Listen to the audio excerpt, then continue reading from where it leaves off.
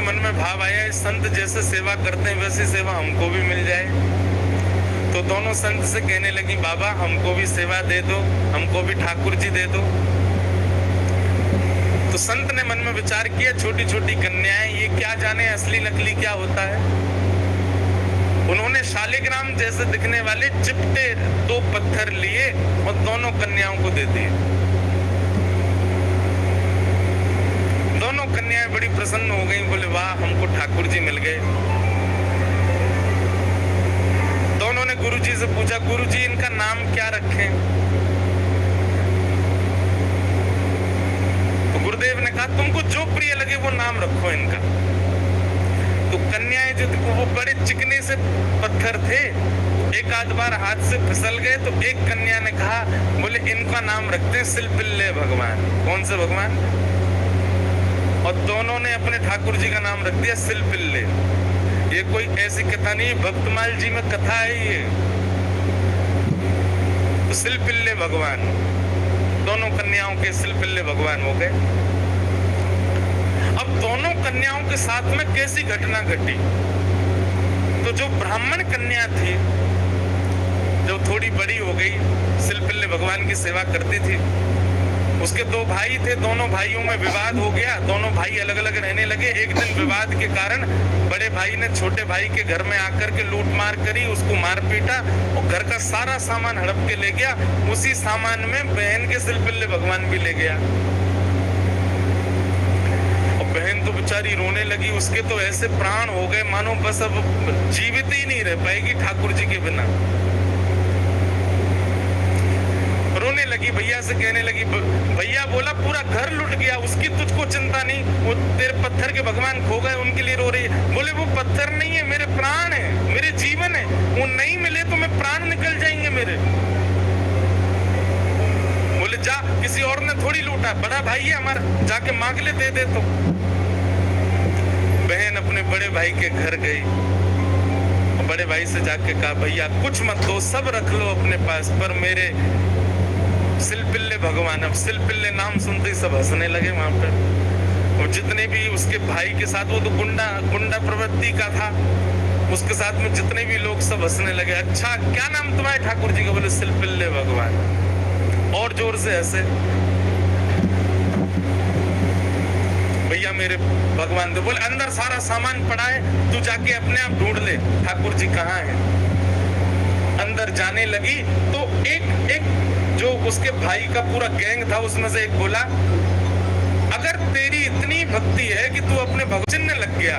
वह भी मन में सोचने लगी, मैं बचपन से सेवा कर रही हूँ, सिलपिल्ले को कभी अपने हृदय से दूर नहीं करती, पर आज इसकी बात से मुझको ऐसा लग रहा है कि मैं तो प्रेम करती हूँ, पर वो प्रेम करते हैं कि नहीं, आज उसका भी पता चल जाए। और बाहर खड़े खड़े करुण क्रंदन करते हुए, भाव निमग्न होते हुए, नेत्रों से अविरल अश्रुधार गिर रही है। हाँ नाथ, हाँ मेरे सिलपिल्ले नाथ, मेरे पास आ जाओ। दोनों भुजा उठा करके जैसे ही रुदन करने लगी, कक्ष में से वो सामान्य सा पत्थर जिसकी वर्षों से सेवा कर रही थी, वो अपने आप उछट करके आया और उस कन्या के हृदय से आकर के लग गया। बोलो सिलपिल्ले भगवान की। और महाराज ये देख करके भाई और उसका जो पूरा गैंग था, सब आश्चर्यचकित हो गए। परिणाम ये हुआ कि सब लोगों ने अपनी सब सामग्री जो उसके भाई की लूट ली थी, सब इकट्ठी करके दे आए। बोले भैया हम तो ऐसे ही समझते थे, पर आज वास्तव में हमने भक्ति का दर्शन किया। अब राजकन्या जो थी, उसके सिलपिल्ले भगवान, उनके साथ कैसी घटना घटी? कन्या का विवाह हुआ और जिस पुरुष के साथ में विवाह हुआ वो किसी भी रूप से भक्त नहीं था, ना वो भक्त था ना उसका परिवार भक्त था। कन्या ने विवाह के लिए मना तो किया, पर माता पिता नहीं माने, विवाह कर दिया। अब वो तो बस अपने सिलपिल्ले भगवान को हृदय से लगा के रहे। बोले कि मुझे पता है ये मेरा पति और ये परिवार पूरा जो है, ये बिल्कुल भी भक्ति भाव इनके चित्त में नहीं है, पर नाथ बस आप मेरे साथ रहोगे तो मैं पूरा जीवन निकाल लूंगी। अब जिस जिससे उसका ब्याह हुआ था वो तो काम क्रोध लोभ मोह सब था उसके अंदर, वो तो इसी कारण से विवाह कर रहा था, भोग वृत्ति थी उसकी। लेकिन कन्या के चित्त में ये भाव था कि भाई ये वैष्णव नहीं है, इसको तो मैं स्पर्श भी नहीं करने दूं अपना।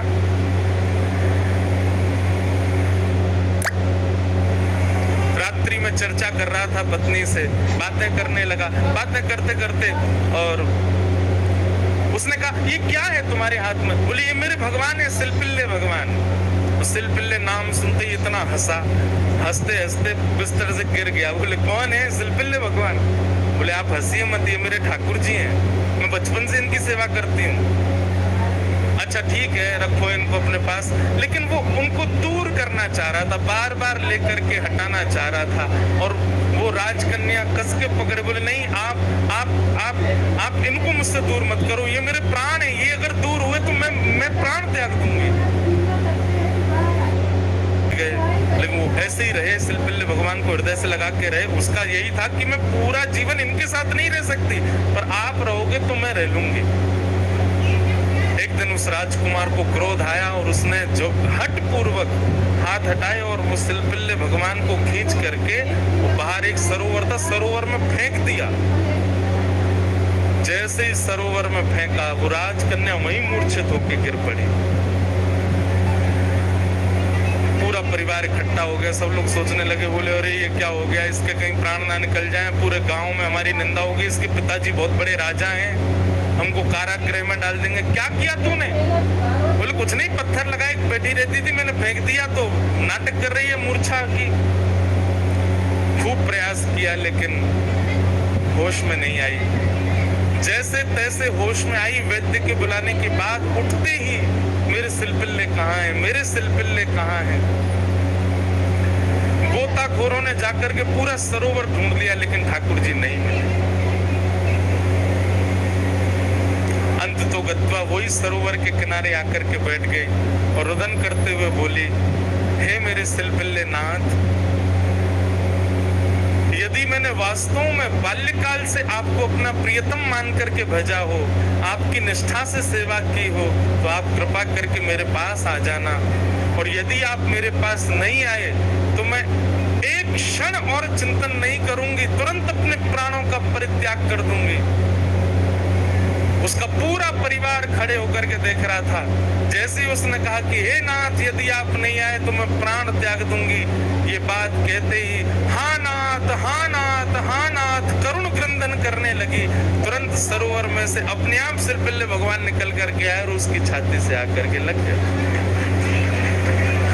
और ये दृश्य देख करके परिवार पूरा जो था वो तो नतमस्तक हो गया और उस कन्या को वापस उसके घर ही छोड़ आए। बोले भैया ये इतनी ऊंची श्रेणी नहीं है हमारी कि हम इसके साथ रहें, हमसे अपराध बनेगा यदि हम इनको अपने पास रखेंगे तो। ये तो हमारी कोई गुरु स्वरूप है। प्रीति, अरे सामान्य से पत्थर को उन्होंने भगवान मान लिया और ठाकुर जी उसमें भाव। जरूरी नहीं है कि धातु प्रधान होता है, जरूरी नहीं है कि कोई वस्तु विशेष। ये बात आप बहुत ध्यान से सुनिएगा। कई लोग भेद मानते हैं, अपने लड्डू गोपाल को सामान्य समझते हैं, वृंदावन बिहारी लाल को विशेष समझते हैं। उनको लगता है मंदिर में जो बिहारी जी बैठे हैं ये विशेष है, हमारे संग जो डलिया में डोल रहे हैं ये इतने विशेष नहीं है। क्यों?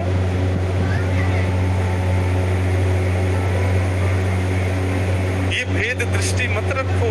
वो बिहारी जी जितने श्रेष्ठ हैं उतने ही श्रेष्ठ आपके ठाकुर जी। ये विश्वास प्रगाढ़ रखो अपने ठाकुर जी के प्रति, ये भाव प्रगाढ़ रखो। तो भैया संसार में हर वो वस्तु चली जाएगी आपसे दूर जिसको आप स्नेह भरी दृष्टि से देख लोगे। इसलिए स्नेह भरी दृष्टि से देखना है तो केवल ठाकुर जी को, उनकी लीला को, उनके धाम को, उनके प्रसाद को और उनके जनों को ही देखो। और या फिर जिससे स्नेह हो रहा हो, चाहे वो पुत्र हो, पुत्री हो, माता हो, पिता हो, मित्र हो, यार हो, कोई भी हो, उसको भगवत भक्त बनाओ। क्योंकि भगवत भक्त बनने के बाद उससे स्नेह हो तो भी वो स्थिर तो रहेगा। आप वैष्णव हैं और वो संसारी है, तो कोई भी संबंध क्यों ना हो, स्थिर नहीं रहेगा, जाएगा। चला चलेति संसारे धर्म एको ही निश्चल। तो लक्ष्मी की बात हो रही है। लक्ष्मी ही रुक्मिणी जी के रूप में आई और उनका विवाह भगवान श्री कृष्ण के साथ हुआ। आगे भागवत जी में सिमंतक उपाख्यान सुनाया गया।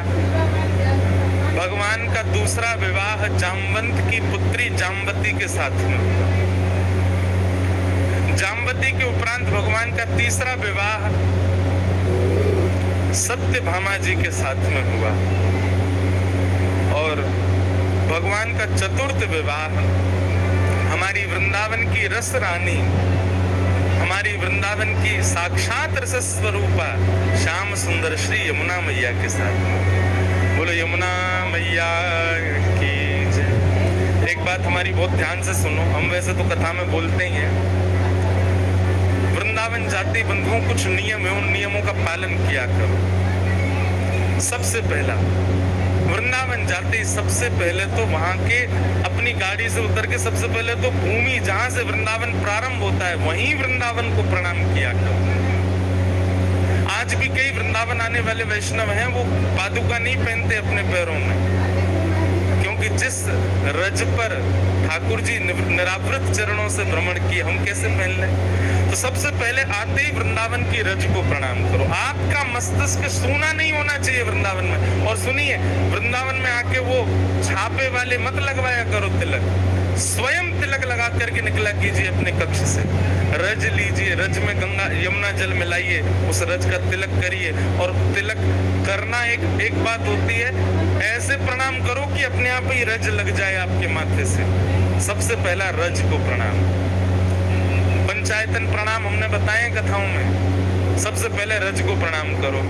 दूसरा, वृंदावन में जैसे भीतर प्रवेश करते हो, जितने वृक्ष वृंदावन की आपकी दृष्टि के सामने आ जाए सबको प्रणाम करो।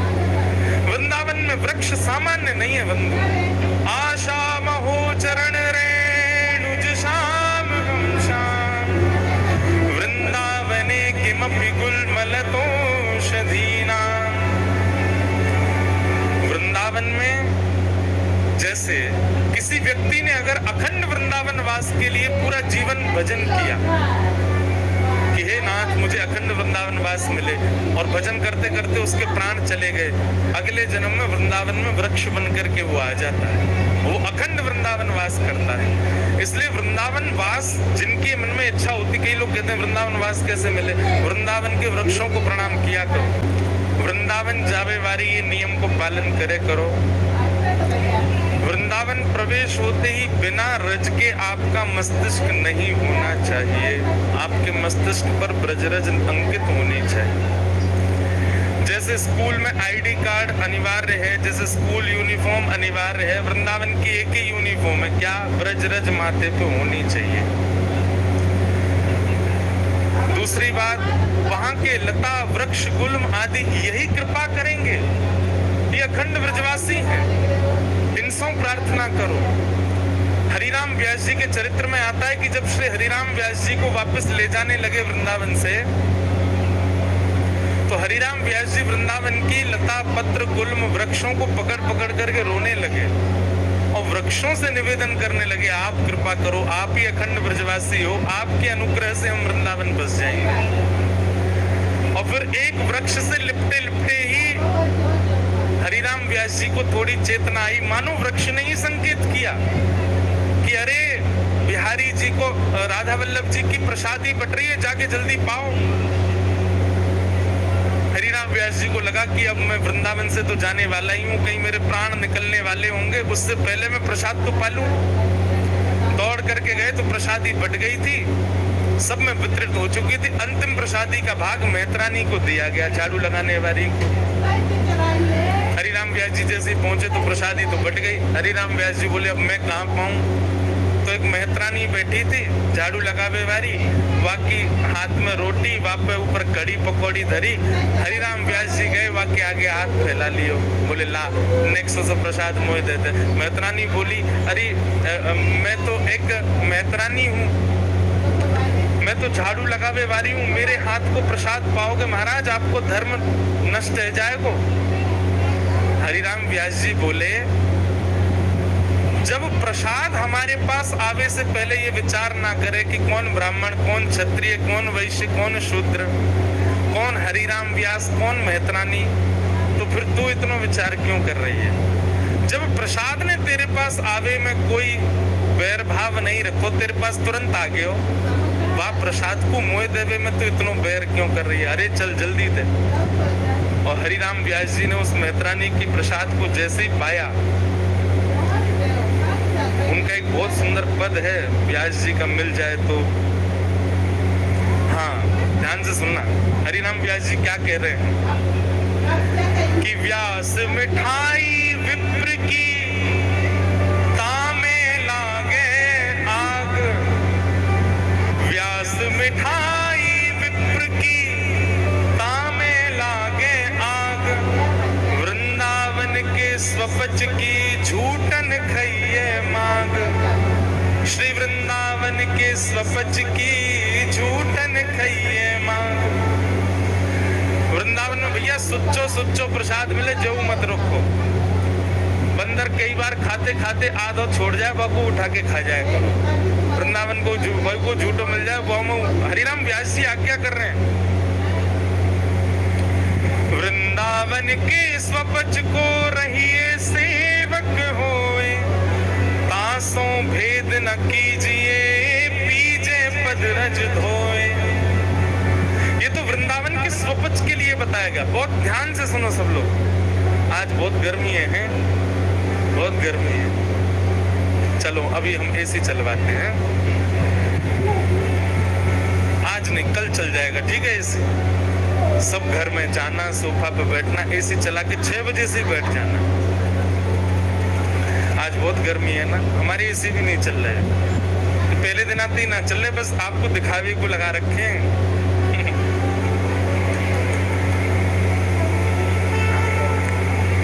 भैया वृंदावन की महिमा सुन लो। व्यास मिठाई विप्र की तामे लागे आग, वृंदावन के स्वपच की झूठन खइये माग। वृंदावन के स्वपच को, स्वपच किसको कहते हैं? जिसको हम जातियों में, वैसे तो जाति वृंदावन में खत्म हो जाती है, पर फिर भी जो बिल्कुल ऐसे कहते हैं नीची जाति है, वैसे कोई नीची नहीं होती। जात पात पूछे नहीं को, हरि को भजे सो हरि को हो। लेकिन फिर भी महाराज स्वपच का मतलब तो होता है कि जो उल्टा सीधा खाता हो, नहाता धोता भी नहीं हो, बिल्कुल अभद्र सा ही रहता हो, लेकिन वृंदावन का हो। वृंदावन के स्वपच को रहिए सेवक होए, तासों भेद न कीजिए, पीजे पद रज धोए। महाराज वृंदावन के स्वपच की भी चरण रज धो करके पी लीजिए। क्यों? क्योंकि वृंदावन को है। व्यास कुलीनन कोटि मिली, पंडित लाख 25, स्वपच भक्त की पनही, तुली न तिनके शीश। व्यास सपच बहु तरि गए, एक नाम लवलीन, चढ़े नाव अभिमान की, बूढ़े बहुत कुलीन। अगर किसी को वृंदावन से बहुत प्रीति है ना, तो हमारी एक व्यासपीठ की आज्ञा मानिए। अब की बार वृंदावन जाइएगा तो व्यास वाणी लेकर के आइएगा। क्या लेके आना है? व्यास वाणी, जहाँ हरिराम व्यास जी के द्वारा कहे गए पद उसमें अंकित है। अच्छा एक बात हम पहले ही बता दें, हरिराम व्यास जी के कई सारे पद ऐसे हैं, उनको पढ़ोगे तो आपको मन में जो है घबराहट हो सकती है। लेकिन वृंदावन की रीति यदि समझनी हो, अब की बार वृंदावन जाइए और व्यास वाणी लेकर के आइए। अति सुंदर पद हैं व्यास जी के।